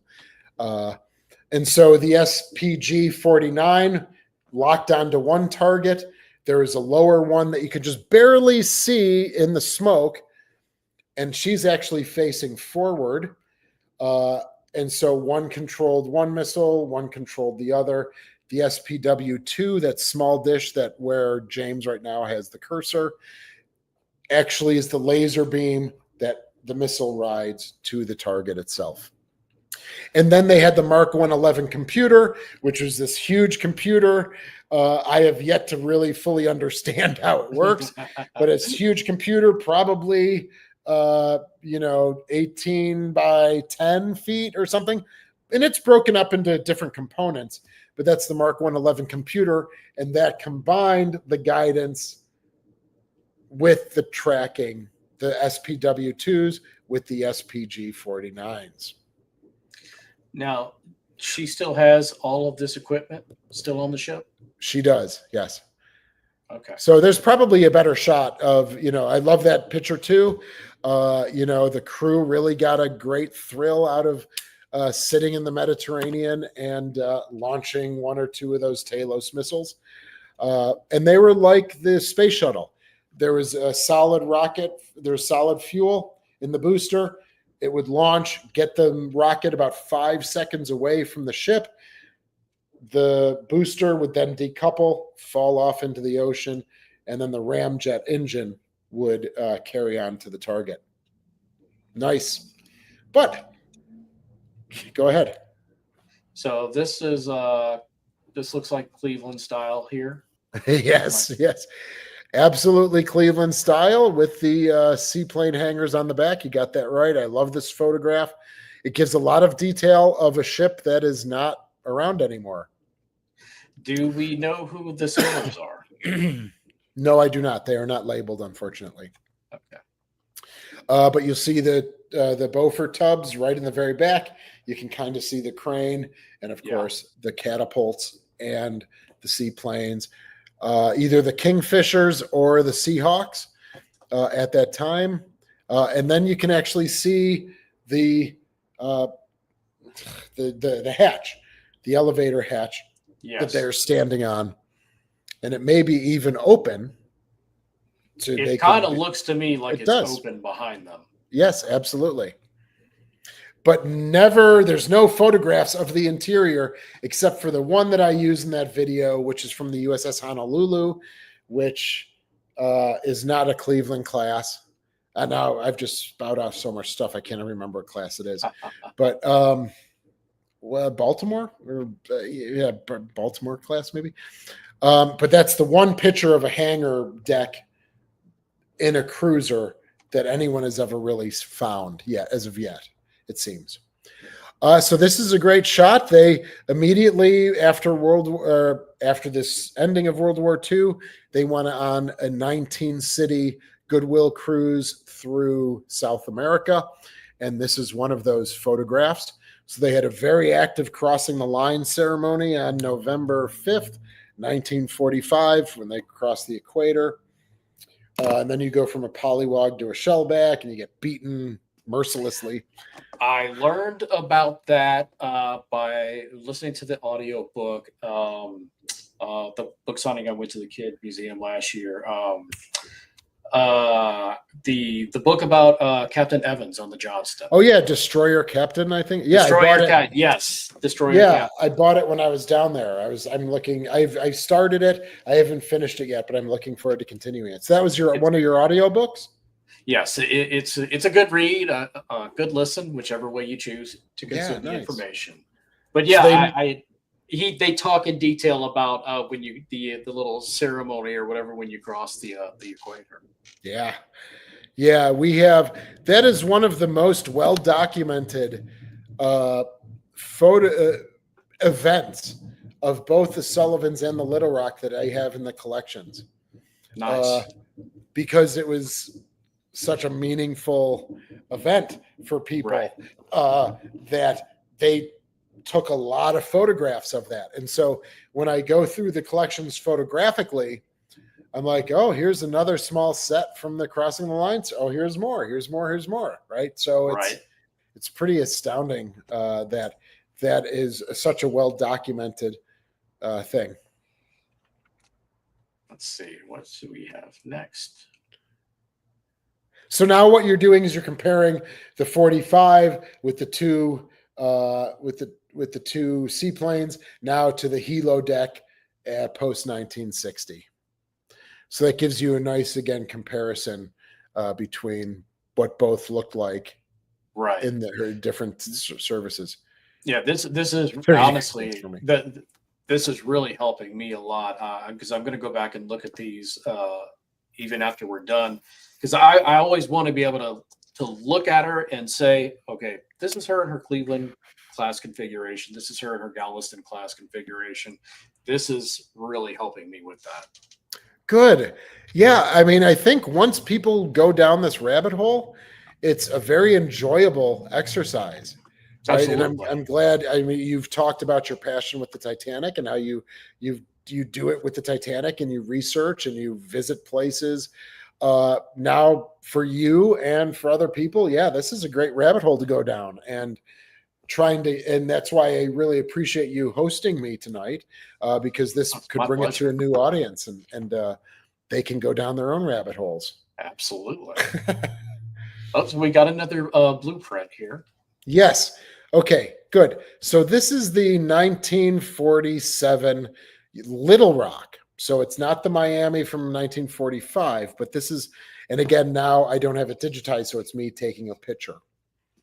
So what you're seeing here is you just see the very back of turret 61, right? On the right side of the screen, where unfortunately it's washed out with the flash, is turret 62, and then you have mount 51 behind that. What I like to show is that, thank you. Yes, you're showing that for the watchers. That's perfect. What I like to show in this blueprint is the superstructure crawls forward and they remove the mount where your cursor is, and it gets placed on turret 62, and the superstructure then grows that whole distance. How much did changing it from a Cleveland to a Galveston increase the gross tonnage of the ship? It didn't really. Really? I would think just adding all that extra superstructure would have right off the bat, they were about 14,000 tons, and they remained about 14,000 tons. Really? Because you are removing these huge. True. You're removing the huge, turrets and the barbettes. Right. For turret 62, 63, and 64. You are adding the huge missile house. You're adding a larger superstructure, but using different building material. And so, yes, to my knowledge, right off the top, and I think I would know that if it went from, say, 14,000 to 17,000 tons, it didn't. It stayed within that 12 to 15,000 ton range. In my mind, I wasn't factoring into what you're removing from the ship. Correct. Yes, that's true. But I believe that's why they moved that SPS2 huge diamond dish. That itself, again, was 28 tons, just the dish. So they said, no, we can do this a little bit lighter. They were known as being top heavy. Every crewman that I meet, either from the Little Rock post 1960 or of her sister ships, we get a lot of guys from the Oklahoma City. We get a lot of guys from the Providence coming on board. They'll all say all of our injuries were head injuries or shin injuries or arm injuries, because she was so top heavy that even in relatively calm sea, she was, really going over 15, 20 degrees either way. Perfect. Beautiful. This shows everything that the photo didn't show because of the smoke arising from the actual launch. Right. This is what I mean when I say, when I'm meeting people and giving them a tour, all of this stuff behind me, because I'm facing the other way, all of this stuff behind me is less computational power than your cell phone. So you'll see this is the beautiful SPS2 dish. That was, great shot, isn't it, Eric? Thank you. This was, again, the diamond-shaped dish was only on the Northampton and the Little Rock for every ship in the Navy. She was only carried on these two vessels. And again, the Northampton was a command and control ship and was also the presidential ship in case there was a nuclear war and they couldn't even get to the air. The president would be loaded onto the ship and then sent out into the middle of the ocean. Wow. So that was the Northampton. And so, but they removed this again in 1962. So you're getting a great shot of the SPG-49s facing the same direction as the Talos missiles. This, again, is before 62. I don't know if it's a promotional shot or a shot from the commissioning Can you zoom in now? Now I'm seeing other things. Can you zoom in a little bit on the launcher? Yes, right where the hand is. What do they have painted there? Kind of hard to tell. Yeah. It's interesting because I've seen, so the USS Little Rock had two different emblems. Talos was a Greek demigod that protected an island of Greece. And so he was this huge gold-plated structure, a human, representing a human being. And so in the 1960 to 65 emblem, he's standing there launching a Talos missile. Okay. In 1965, they change it to an eagle and a ship's helm wheel. Oh, is that what it is, Frank? Or is that a guess? That actually can look like it. So, getting ready for Hinza, I've seen evidence of that is a missile. That's a Talos missile. Oh, maybe taking out a plane, right? Maybe the thing on top, the plane is breaking in half, and there's the wing and then the fin, and then okay, I think I see. Yeah, and then the Talos missile is coming up from the bottom, and so you have the nose, wing, and then the tail fin, with the Talos missile coming up from the south. Yeah, I think you're right. Wow. All right. This is great because we have evidence of them painting emblems on the launcher. But again, when I look at this photo, I'm just looking at that beautiful diamond dish, the SPGs. So I never even noticed that you have an emblem there. So if anyone from the crew is watching this, here we go. So because we painted on that access hatch, or access port, I should call it, we painted the 1965 to 1976 emblem, Pride and Achievement, with the eagle and the helm wheel, right, the steering wheel. But the port side, maybe we should do this on the port side, where it is shown in this, and then on the starboard side, on the other side, is where we can keep the Pride and Achievement. All right, Brendan, if you're watching this, Brendan, get ready.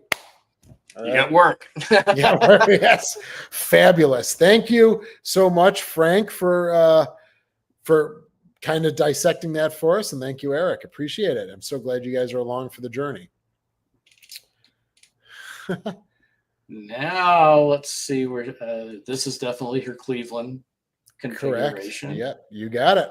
You got Great a beautiful shot of turret 61, 62, mount 51, and then on the starboard side, I believe that's mount 52. Then on the other side would be mount 53, the twin 5 inches. You can see how small the superstructure is, the pilot house, the helm. Right. I mean, again, now for the Little Rock today, you would be encroaching past the mount 51 with the two barrels that are kind of facing up at a 45-degree angle, whatever that is, right there. And that gets moved to where turret 62 is now. So the one you see it seems counterintuitive, but the one you're actually looking at is turret 61 when you come aboard the Little Rock today. How long, give or take, does it take you to tour the Little Rock? If you want to see everything, it's about an hour and 10 minutes or so, I would say. That's it? I thought it'd be a lot more than that. And maybe it is. Like, I'm just kind of basing it on my experience, Gotcha. Okay. So you walk through the missile house, you go down to the second deck. It takes you a little down to the third deck. All right. You even go down to the first platform for one space. You come back up, you get up to the main deck, you come outside, then you can go to the admiral's quarters, and then you can go up to 01, 02, 03, 04 level, and then you walk aft, and then you come down a stairwell that leads you to the main deck and out. Yes, okay, so I bet you if everyone's really reading everything that they can read, seeing everything that they can see, it could go up to about 2 hours probably but most people don't take that enough much time because there's a boat waiting for them and they've already seen a ship. Yeah, exactly. So And I I don't think just it. Yeah, go ahead. I was just thinking the closest thing I would have to a comparison, because I've not uh, toured any cruisers yet, would be the Alabama, and that's still an apples and oranges comparison because Yes. obviously Bama's much larger. Yes. So I'm just And trying to compute it in my mind. Well, I know about how long it takes the Sullivans because I've done Kid. I know how yes, long it takes Croaker because I've done Drum and Cavallo. So I'm trying to figure it out in my mind how long it would take to do Little Rock. the Alabama has multiple tour routes, though. Is that correct? I You can't remember. have the exterior is a tour route within itself. The Wow. forward section of the ship is what they call the green tour, and the aft section is called the red tour. Okay. So they break it out into forward and fore and aft. And aft, yes. That is a beautiful ship. That's a beautiful park. I fell in love with the South Dakota class. I'm sorry, you Iowa fans. South Dakota battleships are my favorite class of battleships. Based on the Alabama, I loved it. I was shocked at how much I fell in love with that battleship. They have an amazing setup there. They really Yeah, do. it's. I mean, the whole, the whole plane hangar. Yeah, it's pretty fabulous. And of course, they have at any given moment, it seems to be about 80 or 90 reenactors, just reenactors walking around, and on any given day. So good for them. That's great. But yeah, I would say for the Little Rock, you see a lot of this. You see a lot of it. But yeah, I would say an hour and 15 to 2 hours, depending. I think this might be the last one we've got, but correct me if I'm wrong, or did we cover this one already? No.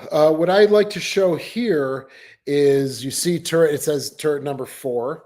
That is now where the launcher is located.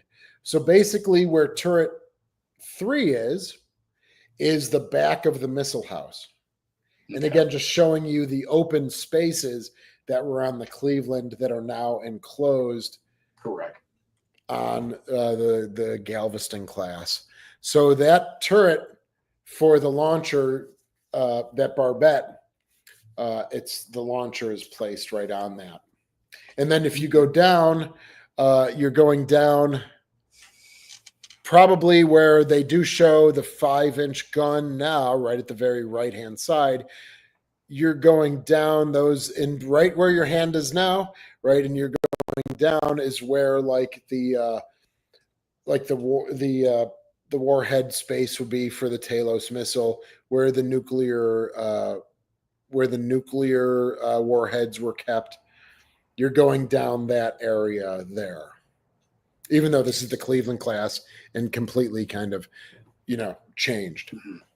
So she carried nuclear missiles? Very low yield 30W, I think it was called, nuclear warheads. Yes. One of the flaws of the Talos missile system was that it was surface to air originally. And originally it was one missile for one MiG, which is not very efficient, right? Especially if you can only launch 2 at a time. You could have a bunch ready in the missile house. You could have 2 in the wing and fin space. You could have up to 4 already assembled, but they need to get into the wing and fin space, manually put the wings and fins on, and then out to the launcher. So you're looking at 30 seconds to reload and then track the target again. And you could track up to 6 targets per dome, per SPG 49. So you go in succession, target 1, target 2, target 3, target 4. And then with the other side of the launcher, 1, 2, 3, 4, 5, 6. But if you're firing 2 and you're only destroying 2 MiGs at a time, you could still have a whole squadron coming at you, right? And 30 seconds in wartime is death. Eternity. So they developed a low yield nuclear weapon, a nuclear warhead, that you fire 1 missile with the nuclear warhead, 4,000-yard blast radius or so, you could vaporize potentially a whole squadron with that from one missile. That's insane. Yeah. Well, thankfully, we never fired them. We threatened to fire them quite a bit because as a flagship, as a soft power ship in the Mediterranean and the North Atlantic, you have to sometimes use the carrot or the stick. So, absolutely. And persuasive negotiations. Yes. Very nice. Well, Shane, is there anything else you want to add about the Little Rock? Just the fascinating, as they all are, moving from facing Japan in World War II to now a very different threat with very different weapons platforms and defensive and offensive weaponry really changed our, as you hopefully all learned today, really changed the look and the package and the missions of our three vessels because of that changing technology and the changing threats. So I've learned a lot here as well, being able to zoom in and take a look at some of these pictures that on my own I would probably have glossed over. So I'm glad that you guys were here to see that. And I have some, as always, more work to do with things because there seems to be some incongruities. But James, yeah, thank you. This was a great topic. I hope everyone enjoyed it. Me too. You came to me with this topic and I was right on board. Oh yeah, let's do that. You know, so, and it's been, again, as I keep repeating, it's been great to getting to know you and meeting Likewise. you. Yeah, it's fabulous. And so I just want to stress that if anyone wants to shadow me for a day or two, see what I do for, see what I do for a living, and you can see what it's like to be a curator and try to work through all of these wonderful solutions, please come on down. Thank you, Mark. Yeah. Thank you very much, Mark. James. Thank you. Thank Mark. Mark, thank James for being such a great host. Thank you. Not really gonna make me blush. It's true. It's true. Shane, where can people go to learn more about your ships and the Buffalo Naval Park? Sure, thank you. Well, they can find us on Facebook and Instagram and our YouTube channel, all Buffalo Naval Park. If you can always come and visit. We're in downtown Buffalo at Canal Side. A lot of times people come to visit, they go visit Niagara Falls and then come take the 25-minute drive down to us or vice versa.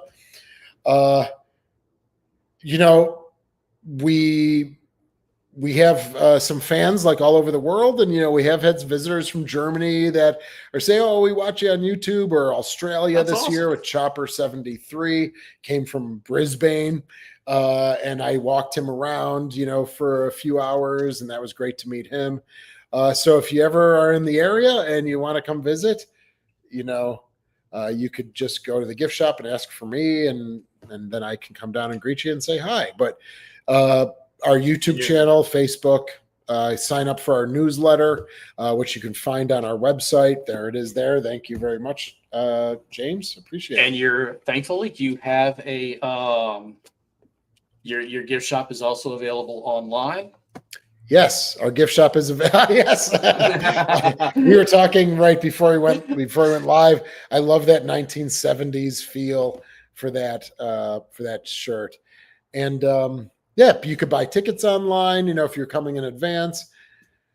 Frank, thank you. Yes, so I imagine LSD 32 and company. Yes, if she was part of the Second Fleet or Sixth Fleet, all of our vessels were in the Sixth Fleet together and the Second Fleet together, working with NATO, and then the Sixth Fleet in the Mediterranean. There's even a great shot of the USS Little Rock in the periscope site of Croaker. Maybe I should have included that. That would be cool. Yeah, in 1963, little did they know that they would end up side by side together. It's fabulous. Right. It's funny because there's a similar story for Alabama and Drum where they sailed together once. I do not know if they have a picture of them, but they did sail together once. And coincidentally, Nice. Kids sailed with Alabama once as well. Oh, very nice. So that is certainly within World War II, probably, right? Like as part of the for sure.